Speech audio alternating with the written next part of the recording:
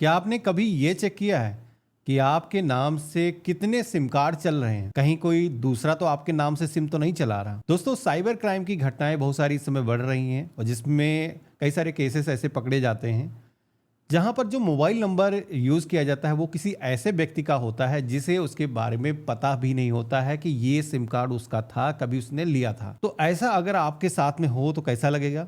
लेकिन मैं हूं ना, मैं यहां पर आपको बताने वाला हूं कैसे आप ये चेक कर सकते हो कि आपके आधार कार्ड पर कितने सिम कार्ड चल रहे हैं। और कोई भी सिम कार्ड अगर आपका नहीं है, आपने नहीं लिया है, तो उसको रिपोर्ट कर सकते हो, आप ऑनलाइन तरीके से बंद करा सकते हो। और ये भी बता दूं कि गवर्नमेंट की तरफ से एक व्यक्ति के नाम से 10 सिम कार्ड जारी किए जाते हैं।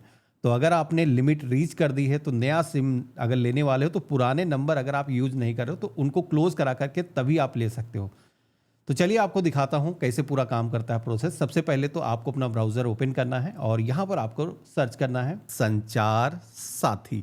तो आप सभी के सामने संचार साथी .gov.in जो ऑफिशियल पोर्टल है आ जाएगा। हालांकि इस पोर्टल का जो लिंक है हमने वीडियो के डिस्क्रिप्शन में और आपको पिन कमेंट के अंदर दे रखा है, जहां से भी आप डायरेक्टली इस पोर्टल पर आ सकते हो। अब यहां पर मेनू का एक आइकन दिखेगा, 3 डॉट जो दिख रहे हैं, इस पे आपको क्लिक करना है और यहीं पर एक ऑप्शन मिलेगा सिटीजन सेंट्रिक सर्विस का, हम इस ऑप्शन पे क्लिक करेंगे। तो यहाँ पर ये जो पोर्टल है, अगर आपका जो है मोबाइल कभी भी खो जाए, चोरी हो जाए, तो उसको भी साइबर क्राइम पोर्टल पर रजिस्टर करा सकते हो, यानी कि अपने मोबाइल को ब्लॉक करा सकते हो। लेकिन इस वीडियो के अंदर जैसे कि हम ये देखने वाले हैं कि हमारे नाम से कितने मोबाइल कनेक्शन चल रहे हैं और अगर कोई हमारे नाम से ऐसा कनेक्शन दिख रहा है जो हमने नहीं लिया है तो हम उसको बंद भी करा सकते हैं।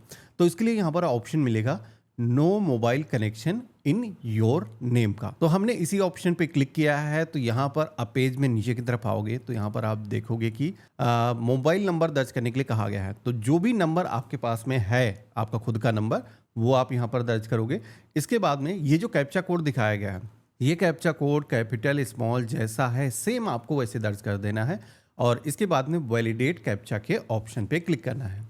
तो जैसे हमने इतना किया है तो हमारे मोबाइल फ़ोन पर एक वेरिफिकेशन के लिए कोड आएगा जो कि हमने जो नंबर भी दर्ज किया उस पर आएगा और इसके बाद में लॉगिन करेंगे। अब लॉगिन करते ही आप यहाँ पर देखोगे कि हमारे नाम से जो टोटल मोबाइल कनेक्शन चल रहे हैं, आप देखोगे कि एक नंबर हमने दर्ज करके लॉगिन किया था, लेकिन यहाँ पर पोर्टल पर टोटल जो मोबाइल कनेक्शन हमारे फाइंड हुए हैं वो कितने हुए हैं? 6। यहाँ पर हमारे नाम से टोटल 6 सिम कार्ड चल रहे हैं, उनके नंबर यहाँ पर दिखाए गए हैं।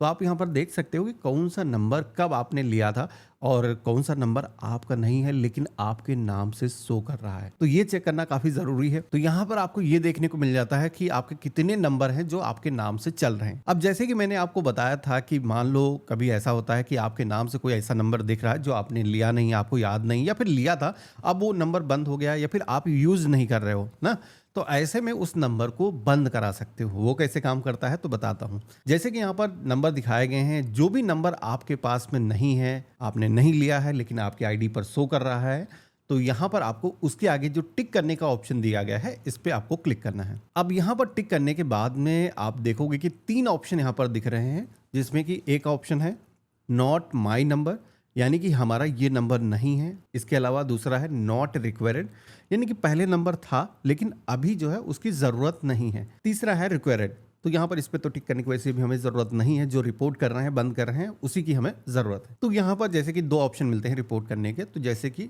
नॉट माई नंबर, हम इस पर क्लिक कर देंगे। भाई ये तो नंबर हमारा है नहीं, लेकिन हमारे आईडी कार्ड पर ये शो क्यों कर रहा है? तो इसको हमें गवर्नमेंट को बताना होगा कि कल को कोई घटना घटे तो उसमें हमारा नाम ना आए।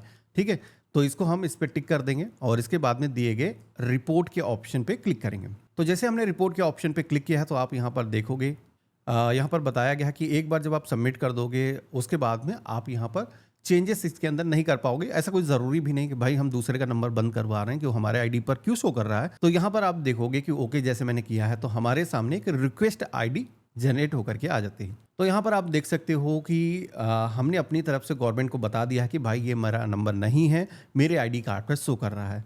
अब आपको करना ये है कि ये जो रिसिप्ट जनरेट होकर के आई है इसका एक स्क्रीनशॉट आपको ले लेना है कि भाई हमने अपनी तरफ से गवर्नमेंट को बता दिया कि ये नंबर मेरा नहीं है लेकिन मेरे आईडी पर शो कर रहा है। तो अब इसको स्क्रीनशॉट ले लेना है। अब देखो काम कैसे करता है। जैसे आप देखोगे कि हमने सबमिट किया है, हमारे फोन पर भी मैसेज आ चुका है आई साथी करके पोर्टल से, जहां पर डिपार्टमेंट ऑफ टेलीकॉम की तरफ से बताया गया है कि आपने जो रिक्वेस्ट यहाँ पर रेस करी है उसका रेफरेंस नंबर ये है और आप कभी भी पोर्टल से उसका जो स्टेटस है जान सकते हो, यानी कि सिम कार्ड जब बंद हो जाएगा आप उसको ट्रैक कर सकते हो। तो यहाँ पर अब हमने ये काम कर दिया है। अब देखो बंद कैसे होता है नंबर। तो ये जो पोर्टल है बड़े ही कमाल का है। देखो जब आप यहाँ से रिक्वेस्ट रजिस्टर करते हो तो गवर्नमेंट के पास में यानी कि ट्राई के पास में जाता है इंफॉर्मेशन कि ये जो ऑनर है ये बोल रहा है कि मेरा कनेक्शन नहीं है। तो जो भी मोबाइल नंबर आपके आईडी कार्ड पर शो कर रहा था उस पर एक नोटिफिकेशन जाता है अपनी केवाईसी करने के लिए। केवाईसी टेलीकॉम ऑपरेटर कराता है, एयरटेल, जियो, वोडाफोन जो भी है वो बेसिकली केवाईसी कराएंगे।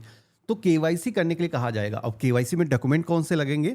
तो केवाईसी में डॉक्यूमेंट वही लगेंगे यानी कि आपके लगेंगे। अब उस व्यक्ति के पास में आपकी आईडी होगी नहीं, अब तो फेशियल ऑथेंटिकेशन भी होता है, यानी कि उसका जो नंबर है वो बंद हो जाएगा। जैसे आप यहाँ पर रिक्वेस्ट रेज करते हो तुरंत ही टेलीकॉम ऑपरेटर के पास में जाता है और करीब 15 दिन के अंदर वो जो नंबर है वो बंद हो जाता है। उसको टाइम लिमिट दी जाती है। अगर वो उस समय में टाइम फ्रेम के अंदर आईडी अपनी नहीं सबमिट करता है तो उसका जो नंबर है वो क्लोज हो जाता है। कभी भी अपना स्टेटस अगर आपको जानना है तो यहाँ पर ऑप्शन आपको मिलता है नो मोबाइल कनेक्शन नेम का। इस पर क्लिक करोगे, आप सेम उसी तरीके से लॉगिन करोगे और इसके बाद में आपको यहाँ पर रिक्वेस्ट नंबर दर्ज करने के लिए कहा जाएगा। तो जो रिक्वेस्ट नंबर हमें मिला था 2316 हम दर्ज करेंगे, ट्रैक करेंगे।